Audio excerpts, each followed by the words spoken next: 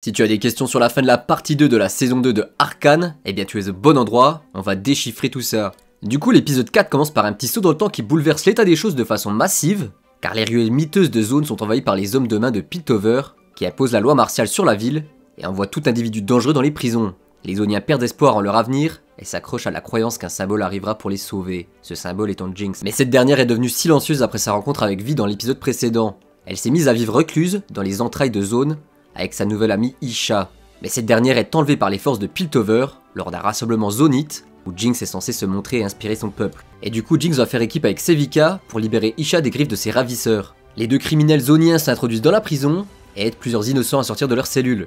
Mais à leur insu, Sinjed, qui travaille sur une création monstrueuse depuis le début de la saison, fait partie des prisonniers. Et après sa capture, il déclenche un appel à la bête, et alors que Jinx et Sevika parviennent à libérer Isha, la bête arrive enfin, se révélant être Warwick, un personnage bien connu de League of Legends.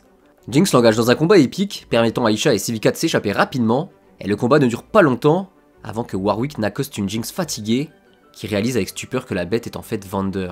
Et au milieu de ce chaos, on commence à s'intéresser à Mel, enlevée par l'organisation de la Rose Noire, où elle se réveille dans une prison spéciale, où elle retrouve la figure apparemment vivante de son frère Kino. Ils commencent à discuter, et Kino révèle à Mel qu'il existe un secret caché au sujet d'Ambessa, que les Roses Noires veulent obtenir avant tout le monde. Selon son frère, Ambessa est tombée amoureuse de quelqu'un au cours de ses voyages, et a donné naissance à un enfant spécial. Elle finit par découvrir une énigme dans le mur de l'Oculorum qui lui promet un moyen de sortir de la prison. Mais à ce moment-là, son frère Kino se montre sous son vrai jour et tente de la dissuader de s'engager dans cette voie. Mais elle s'aperçoit immédiatement de son comportement étrange et déclare qu'il n'est pas son frère. Kino disparaît tandis que la magie de la Rose Noire s'empare de la cellule et l'emprisonne dans des vrilles épineuses. Mais alors que Mel crie à l'agonie, une lumière dorée aveuglante sort d'elle, brûlant toute la magie épineuse qui l'engloutit, et cela donne lieu à un nouveau rebondissement dans l'histoire, que l'on découvrira soit dans l'acte 3, soit dans la prochaine série. Retournons à nos héroïnes, et si Jinx adopte un mode de vie reclus, Vi adopte une voix plus violente, laissant parler ses poings plutôt que sa bouche. Et après l'émergence de Vander, elle et Jinx parviennent à mettre un terme à leurs problèmes temporairement, en cherchant Vander dans son état monstrueux et sans défense. Elle est d'abord sceptique quant au soi-disant fantasme de Jinx, qui pense que Vander est en vie, mais la vérité finit par émerger lorsque les deux sœurs et Isha tombent sur Vander dans les tunnels sous Zaun. Vi se rend compte alors que Jinx dit la vérité. Et après un magnifique flashback montrant Vander rencontrant leur mère, cela conduit à des retrouvailles émouvantes pour toute la famille.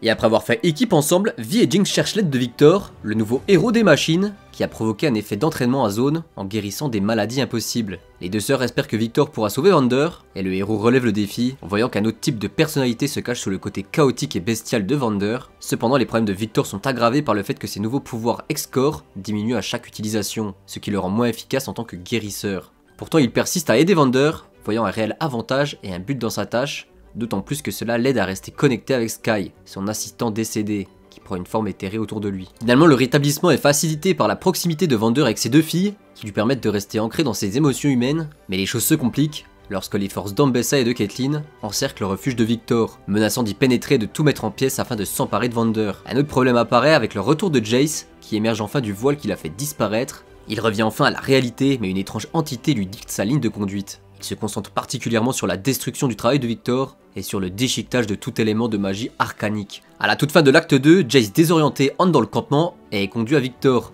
Celui-ci frappe son meilleur ami d'un coup d'extec avec son marteau, lui faisant un trou dans la poitrine. Et alors que Victor semble toucher à sa fin, tous ceux qu'il a aidés grâce à sa magie des arcanes perdent la vie.